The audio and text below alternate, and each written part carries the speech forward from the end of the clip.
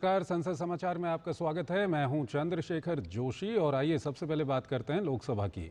लोकसभा में विपक्षी दलों के सदस्यों ने बिहार में जारी मतदाता सूची के विशेष गहन पुनरीक्षण यानी एसआईआर के मुद्दे पर मानसून सत्र के लगातार 5वें दिन शुक्रवार को भी हंगामा किया, जिसके कारण सदन की कार्यवाही एक बार के स्थगन के बाद अगले सप्ताह सोमवार तक के लिए स्थगित कर दी गई।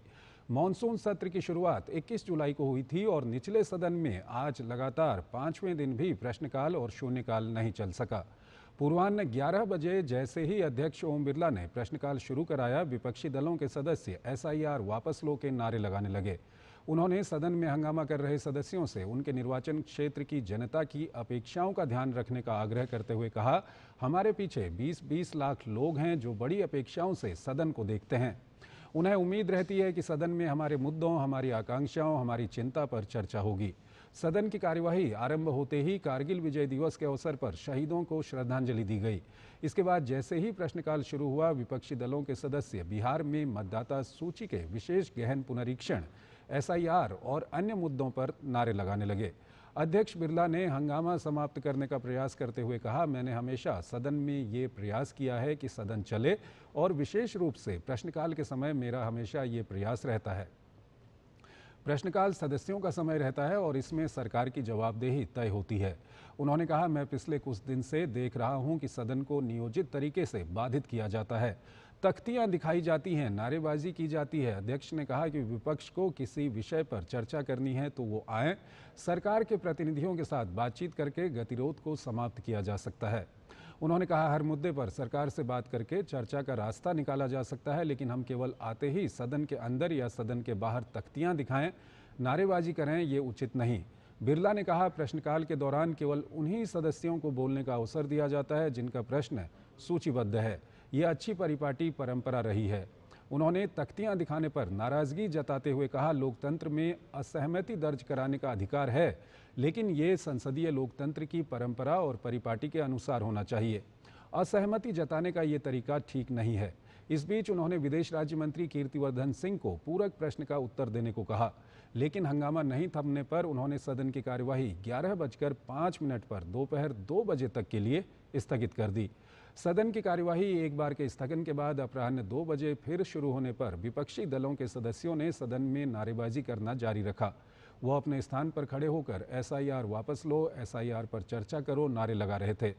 पीठासीन सभापति जगदम्बिका पाल ने नारेबाजी कर रहे विपक्षी दलों के सदस्यों से सदन का कामकाज सुचारू रूप से चलने देने का आग्रह करते हुए कहा, आप स्वयं ये समीक्षा करें कि ये हंगामा किसके हित में है, इसका लाभ किसे मिलेगा। जिन्होंने आपको चुनकर भेजा है, क्या उन्हें इसका लाभ मिलेगा? केंद्रीय स्वास्थ्य मंत्री जेपी नड्डा ने एक प्रश्न के लिखित उत्तर में कहा कि भारतीय आयुर्विज्ञान अनुसंधान परिषद आईसीएमआर ने बताया है कि उसने और राष्ट्रीय रोग नियंत्रण केंद्र एनसीडीसी ने अचानक मृत्यु के कारणों की जांच के लिए 2 दृष्टिकोणों पर विचार किया। उन्होंने कहा कि पहला दृष्टिकोण अचानक मृत्यु से जुड़े जोखिम कारकों का पता लगाने के लिए एक पूर्वव्यापी केस कंट्रोल अध्ययन था और अध्ययन का दूसरा दृष्टिकोण वर्चुअल ऑटोप्सी पद्धति का उपयोग करके युवाओं में अचानक मृत्यु की पूर्वव्यापी जांच करना था। आईसीएमआर राष्ट्रीय महामारी विज्ञान संस्थान एनआईई ने मई-अगस्त 2023 के दौरान 19 राज्यों और केंद्र शासित प्रदेशों में स्थित 47 तृतीयक देखभाल अस्पतालों में भारत में 18 से 45 वर्ष की उम्र के वयस्कों में अकारण अचानक मृत्यु से जुड़े कारकों का अध्ययन किया। नड्डा ने बताया कि ये मामले स्पष्ट रूप से स्वस्थ व्यक्तियों के थे जिनमें कोई ज्ञात गंभीर बीमारी नहीं थी और जिनकी 1 अक्टूबर 2021 से 31 मार्च 2023 के दौरान अचानक अस्पताल में भर्ती होने के 24 घंटे से कम समय में मौत या जो मृत्यु से 24 घंटे पहले स्पष्ट रूप से स्वस्थ दिखे अस्पष्ट कारणों से मृत्यु हो गई। उन्होंने बताया कि मामलों या जिन नियंत्रण समूहों का साक्षात्कार किया गया उनमें कोविड-19 टीकाकरण, संक्रमण, कोविड के बाद की स्थितियां, अचानक मृत्यु का पारिवारिक इतिहास, धूम्रपान, शराब की आवृत्ति, अत्यधिक शराब पीने और मृत्यु से 2 दिन पहले अत्यधिक तीव्रता वाली शारीरिक गतिविधि के बारे में जानकारी एकत्र की गई। विश्लेषण में कुल 729 आकस्मिक मृत्यु के मामले और 2916 नियंत्रण शामिल किए गए। नड्डा ने बताया कि ये देखा गया कि कोविड टीके की 2 खुराक लेने से अस्पष्ट आकस्मिक मृत्यु की संभावना काफ़ी कम हो गई। उन्होंने कहा, इसलिए अध्ययन में पाया गया कि कोविड-19 टीकाकरण से भारत में युवाओं में अस्पष्ट कारणों से आकस्मिक मृत्यु का जोखिम नहीं बढ़ा। अखिल भारतीय आयुर्विज्ञान संस्थान एम्स दिल्ली द्वारा आईसीएमआर के सहयोग से और वित्त पोषण के साथ किए गए दूसरे अध्ययन का उद्देश्य युवाओं में अचानक मृत्यु के सामान्य कारणों का पता लगाना है। सरकार ने शुक्रवार को सदन में कहा कि फ़लस्तीन के प्रति लंबे समय से चली आ रही अपनी नीति और मौजूदा स्थिति को देखते हुए भारत ने गत 12 जून को संयुक्त राष्ट्र महासभा के आपातकालीन विशेष सत्र के हालिया संकल्प पर मतदान में भाग नहीं लिया। विदेश राज्य मंत्री कीर्तिवर्धन सिंह ने लोकसभा में सुब्बा नारायण के और सिल्वाराज बी के प्रश्न के लिखित उत्तर में ये बात कही। सदस्यों ने पूछा था कि क्या ये सच है कि भारत ने संयुक्त राष्ट्र महासभा के उस संकल्प पर मतदान नहीं किया जिसमें गाजा में तत्काल और स्थायी युद्ध विराम की मांग की गई है। उन्होंने अपने प्रश्न में फ़लस्तीन के मुद्दे पर सरकार का रुख पूछा था। जवाब में कहा गया, फ़लस्तीन के प्रति भारत की नीति लंबे समय से चली आ रही है।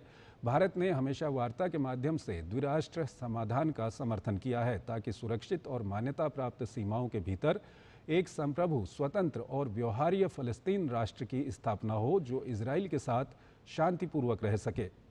उन्होंने कहा कि भारत ने 7 अक्टूबर 2023 को इजराइल पर हुए आतंकी हमलों और इजराइल हमास के बीच मौजूदा संघर्ष में नागरिकों की जान जाने की कड़ी निंदा की है।